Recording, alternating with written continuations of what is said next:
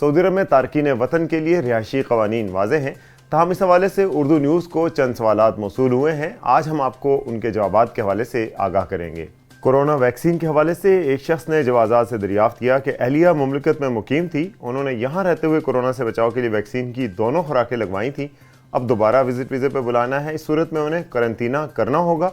सवाल का जवाब देते हुए जवाजात का कहना था कि ज़वाबित के मुताबिक वो गैर मुल्की जिन्होंने कोरोना वैक्सीन की दोनों खुराकें मुमलिकत में लगाई थीं और तवक्कलना वसेती ऐप पर उनका स्टेटस इम्यून है, वो मुमलिकत आ सकते हैं। वाज़ेह रहे, सऊदी अरब में मुसाफिरों की आमद की बहाली के साथ ही उन्हें 5 दिन का करंतना कराया जाता है और इस दौरान उन्हें मुल्क आने पर यहाँ लगाई जाने वाली मंजूर शुदा वैक्सीन की एक बूस्टर डोज भी दी जाती है ताकि उनका जिस्मानी मदाफ़ती निज़ाम मजबूत हो और वो वायरस के खिलाफ बेहतर अंदाज में काम करे।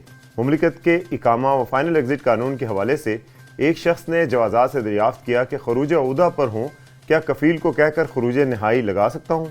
सवाल का जवाब देते हुए जवाजात का कहना था कि इमिग्रेशन ज़वाबित के मुताबिक मुमलिकत में रहने वाले गैर मुल्की कारकुन जो खरूज उहदा यानी एग्जिट रीएंट्री पर गए हैं, उनका फाइनल एग्जिट नहीं लगाया जा सकता। खरूज उहदा पर गए गैर मुल्की कारकुनान का स्टेटस जवाजात के सिस्टम में तब्दील करना मुमकिन नहीं है।